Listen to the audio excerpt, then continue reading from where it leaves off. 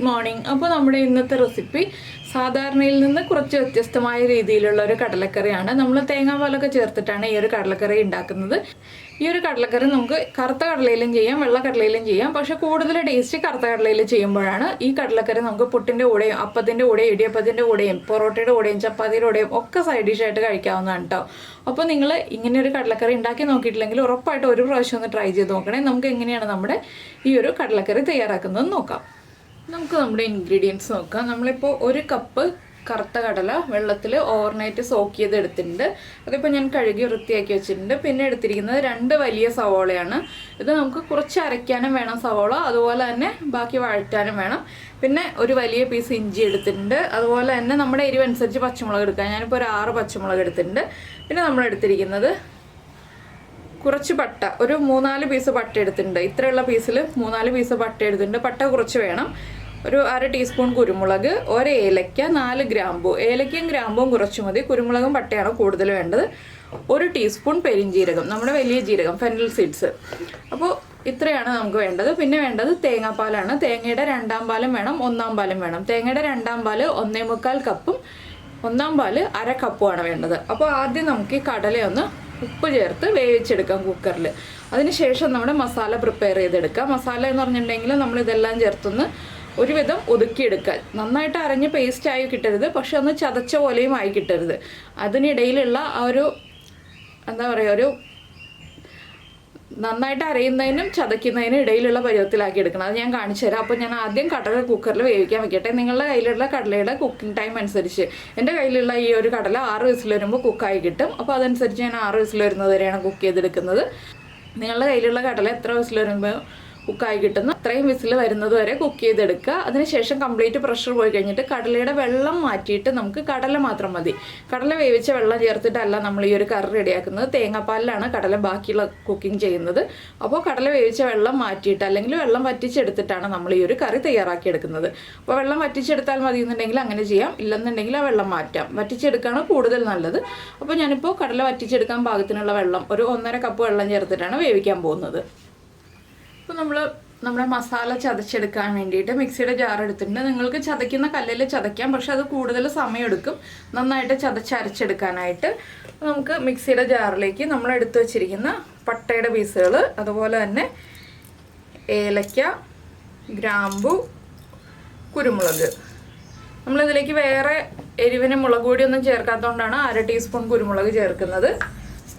പിന്നെ 1 ടീസ്പൂൺ പെരിഞ്ജീരകം, ഈ 1 പീസ് ഇഞ്ചി ഒന്ന് ചെറുതാക്കി ചേർത്ത് കൊടുക്കുക. വേഗം ചതഞ്ഞ് കിട്ടാനാണ് നമ്മൾ ഇതുപോലെ ചെറുതാക്കി ചേർത്ത് കൊടുക്കുന്നത്.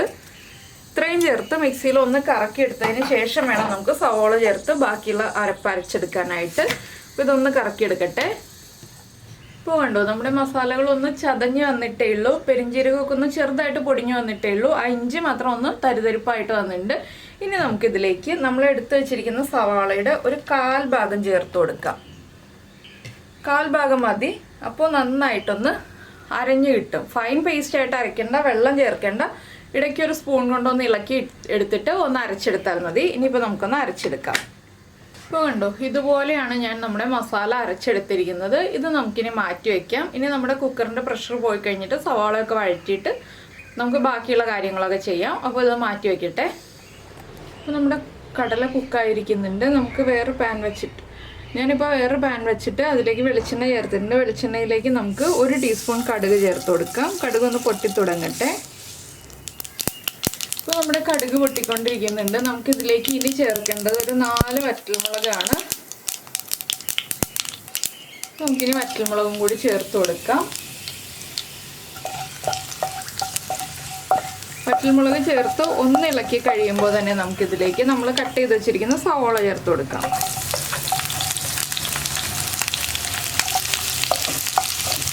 സവോള ചേർത്തിട്ട് സവോളയുടെ കളർ നന്നായിട്ടൊന്ന് ബ്രൗൺ ഷെയ്ഡായി വരുന്നത് വരെ നമ്മളൊന്ന് ഇളക്കി കൊടുക്കുക. ഇതിനിടയ്ക്കാണ് നമ്മൾ മസാലകളൊക്കെ ചേർക്കുന്നത്. സവോള ആദ്യം ഒന്ന് വഴന്ന് ഒരു 1/4 ഭാഗം കുക്കായി കഴിഞ്ഞിട്ട് നമുക്ക് മസാലകളൊക്കെ ചേർക്കാം. ഇപ്പോൾ സവോള ഒന്ന് കുക്കായി വരട്ടെ. ഒരു 1/4 ഭാഗം സവോള കുക്കായി വരുന്നത് വരെ നമുക്ക് വേറെ ഒന്നും ആഡ് ചെയ്യാനില്ല. സവോള കുക്കായി വരുന്നത് വരെ ഇളക്കി കൊടുക്കുക എന്നുള്ള കാര്യം മാത്രമേ ഉള്ളൂ. അപ്പോൾ ഞാനിങ്ങനെ ഇളക്കിക്കൊണ്ടിരിക്കട്ടെ. അപ്പോൾ നമ്മുടെ സവോളയൊക്കെ ഒന്ന് കുക്കായി കളറൊക്കെ മാറി തുടങ്ങിയിട്ടുണ്ട്. ഇനി നമുക്കിതിലേക്ക് നമ്മൾ എടുത്തു വെച്ചിരിക്കുന്ന പച്ചമുളക് ഒന്ന് സ്പ്ലിറ്റ് ചെയ്തതും കറിവേപ്പിലയും അതുപോലെ തന്നെ നമ്മൾ നേരത്തെ മിക്സിയിൽ തയ്യാറാക്കി വെച്ചിരിക്കുന്ന മസാലയും കൂടി ചേർത്ത് കൊടുക്കാം. ആദ്യമേ മസാല ചേർക്കാത്തത് എന്താണെന്ന് വെച്ചാൽ മസാലകൾ കരിഞ്ഞു പോകും. ഇത്രയും സമയം സവോള വഴറ്റിയതിന് ശേഷം മാത്രം മസാലകൾ ചേർക്കുകയാണെങ്കിൽ മസാല കരിഞ്ഞു പോവില്ല. അപ്പോൾ നമ്മൾ സവോളയിലേക്ക് ഉപ്പൊന്നും ചേർത്തിട്ടില്ല, കടലയിൽ ഉപ്പ് ചേർത്തിട്ടുള്ളത് കൊണ്ട് തന്നെ കടല ചേർത്ത് കഴിഞ്ഞിട്ട് നമുക്ക് ഉപ്പ് ചെക്ക് ചെയ്യാം. അതിന് ശേഷം ആവശ്യമുള്ള ഉപ്പ് ചേർത്ത് കൊടുക്കാം. ഇനി ഈ മസാലയും കൂടി ചേർത്ത് നന്നായിട്ട് നമുക്ക് വഴറ്റിയെടുക്കാം. ഇതെല്ലാം ചേർന്ന് നന്നായിട്ടൊന്ന് കുക്കായി വരട്ടെ.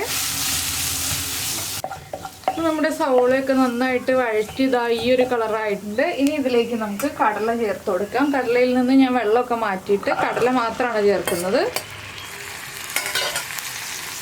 കടല ചേർത്ത് നന്നായിട്ട് ഇളക്കിയതിന് ശേഷം നമുക്ക് തേങ്ങയുടെ 2ാം പാല് ചേർത്ത് കൊടുക്കാം.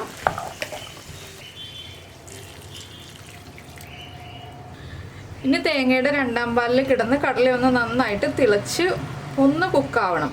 അപ്പോൾ നമ്മൾ ഉപ്പൊക്കെ ചെക്ക് ചെയ്യണം. നിങ്ങൾക്ക് എത്രത്തോളം ഗ്രേവി വേണം എന്നുള്ളതനുസരിച്ച് തേങ്ങാപ്പാൽ ചേർക്കാം കേട്ടോ. എനിക്ക് ഒരുപാട് ഗ്രേവി വേണ്ട, അതുകൊണ്ട് തന്നെ ഞാനിപ്പോൾ 1.25 കപ്പാണ് തേങ്ങയുടെ 2ാം പാല് ചേർത്തിട്ടുള്ളത്. ഇതൊന്ന് തിളച്ച് കുറുകി കഴിയുമ്പോഴാണ് ഞാൻ 1/2 കപ്പ് തേങ്ങയുടെ 1ാം പാല് ചേർക്കുന്നത്. അപ്പോൾ ഇതൊന്ന് തിളയ്ക്കട്ടെ. അതിനുശേഷം നമുക്ക് ഉപ്പ് ചെക്ക് ചെയ്യാം. നന്നായിട്ട് തിളച്ച് കഴിഞ്ഞിട്ട് മാത്രം ഉപ്പ് ചെക്ക് ചെയ്യുക. ഇതിൽ നമ്മൾ വേറെ മസാലപ്പൊടികളൊന്നും ചേർക്കുന്നില്ല എന്ന് ഞാൻ പറഞ്ഞല്ലോ. ഈ ഒരു നമ്മൾ ആ ചതച്ച മസാലയുടെ ഫ്ലേവറാണ് ഈ ഒരു കറിക്ക് ഉണ്ടാകുക. പിന്നെ കുറച്ച് പെരിഞ്ജീരകം പൊടിച്ച് വെക്കുക, അത് നമുക്ക് ലാസ്റ്റ് ചേർക്കാനുള്ളതാണ്. അപ്പോൾ അതും കൂടി ചേർത്തിട്ടാണ് നമ്മൾ ഫ്ലെയിം ഓഫ് ചെയ്യുന്നത്. ഇപ്പോൾ ഇതെല്ലാം ഈ മസാലകളെല്ലാം നമ്മുടെ കടലയിലേക്ക് പിടിക്കാനാണ് നമ്മൾ ഈ ഒരു തേങ്ങാപ്പാലിൽ ഇട്ടിട്ട് കടല കുറച്ച് സമയം കുക്ക് ചെയ്യുന്നത്, എന്നുവെച്ചാൽ തേങ്ങാപ്പാലൊന്ന് വറ്റിച്ചെടുക്കുന്നത്. അപ്പോൾ ഇതൊരു 10 മിനിറ്റ് ഒന്ന് തിളച്ച് കുറുകി വരണം. അതിന് ശേഷം നമുക്ക് ഉപ്പൊക്കെ ചെക്ക് ചെയ്തിട്ട് ഉപ്പൊക്കെ കറക്റ്റ് ചെയ്തതിന് ശേഷം ബാക്കിയുള്ള കാര്യങ്ങളൊക്കെ ആഡ് ചെയ്യാം. അപ്പോൾ നമ്മൾ നേരത്തെ ഒഴിച്ചിരുന്ന തേങ്ങാപ്പാലൊക്കെ ഇത് കണ്ടോ ഒന്ന് വറ്റി വന്നിട്ടുണ്ട്. ഇനി നമുക്ക് ഫ്ലെയിം ഓഫ് ചെയ്തിട്ട് തേങ്ങയുടെ 1ാം പാൽ ഒഴിച്ചു കൊടുക്കാം. 1ാം പാൽ എടുക്കുമ്പോൾ നല്ല തിക്കായിട്ട് തന്നെ എടുക്കുക. ഇനി നമുക്ക് തേങ്ങാപ്പാൽ ഒഴിച്ചു കൊടുത്തതിന് ശേഷം നന്നായിട്ടൊന്ന് ഇളക്കി മിക്സ് ചെയ്യാം. ഉപ്പ് ഞാൻ ചെക്ക് ചെയ്തായിരുന്നു, ഉപ്പ് കുറവായിരുന്നു, കുറച്ച് ഉപ്പ് ചേർത്തിട്ടുണ്ടായിരുന്നു. അത് തേങ്ങാപ്പാലൊന്ന് വറ്റി വന്നപ്പോഴാണ് ഞാൻ ഉപ്പ് ചെക്ക് ചെയ്തിട്ട് ഉപ്പ് ആഡ് ചെയ്ത് കൊടുത്തത്. പിന്നീട് നമുക്കിനി ഇതിലേക്ക് ചേർക്കാനുള്ളത് നമ്മൾ നേരത്തെ പറഞ്ഞിരുന്നില്ലേ, കുറച്ച് പെരിഞ്ജീരകം പൊടിച്ച് ചേർക്കുക എന്നുള്ളത്. ഒരു 1/2 ടീസ്പൂൺ പെരിഞ്ജീരകം പൊടിച്ചതും കൂടി ചേർത്ത് കഴിഞ്ഞിട്ടുണ്ടെങ്കിൽ നമ്മുടെ കടലക്കറി റെഡി ആയി കഴിഞ്ഞു. അപ്പോൾ നിങ്ങൾ ഇങ്ങനെ കടലക്കറി ഉണ്ടാക്കി നോക്കിയിട്ടില്ലെങ്കിൽ ഉറപ്പായിട്ടൊന്ന് ട്രൈ ചെയ്ത് നോക്കിക്കോളൂ കേട്ടോ. വളരെ ടേസ്റ്റിയാണ്. അതുപോലെ തന്നെ മസാലപ്പൊടികളൊന്നും ചേർക്കാതെയുള്ള ഈ ഒരു കടലക്കറി നിങ്ങൾ ട്രൈ ചെയ്ത് നോക്കിയിട്ടില്ലെങ്കിൽ ഉണ്ടാക്കി കഴിച്ചിട്ട് ഫീഡ്ബാക്കൊക്കെ നമ്മുടെ വീഡിയോയുടെ താഴെ ഒന്ന് കമൻറ്റ് ചെയ്തേക്കണേ. അതുപോലെ തന്നെ ഇഷ്ടപ്പെട്ട റെസിപ്പിയാണോ ഇല്ലയോ എന്നുള്ളത് ഒന്ന് ലൈക്ക് ചെയ്യാനും മറന്നു പോകരുത്. പിന്നെ നമ്മുടെ ചാനൽ ആദ്യമായിട്ട് കാണുകയാണെങ്കിൽ നമ്മുടെ വീഡിയോ പ്രസൻറ്റ് ചെയ്യുന്ന രീതിയൊക്കെ ഇഷ്ടമായിരുന്നുണ്ടെങ്കിൽ നമ്മുടെ ചാനലൊന്ന് സബ്സ്ക്രൈബ് ചെയ്ത് സപ്പോർട്ട് ചെയ്യണേ. സബ്സ്ക്രൈബ് ചെയ്യുന്നതിന് ഈ വീഡിയോയുടെ താഴെയുള്ള റെഡ് സബ്സ്ക്രൈബ് ബട്ടൺ ഒന്ന് ക്ലിക്ക് ചെയ്യുക. അതിൻ്റെ റൈറ്റ് സൈഡിലുള്ള ബെല്ലൈക്കണും ക്ലിക്ക് ചെയ്യുക. അപ്പോൾ ഓളെന്ന് പറഞ്ഞിട്ടൊരു ഓപ്ഷൻ കാണാം. ഓളും കൂടി പ്രസ് ചെയ്തിട്ടുണ്ടെങ്കിൽ ഞാൻ എപ്പോഴും വീഡിയോ അപ്ലോഡ് ചെയ്യുമ്പോൾ നിങ്ങൾക്ക് നോട്ടിഫിക്കേഷൻ വരും. അപ്പോൾ എന്തായാലും നമുക്ക് നമ്മുടെ അടുത്ത റെസിപ്പിയുമായിട്ട് വീണ്ടും കാണാം.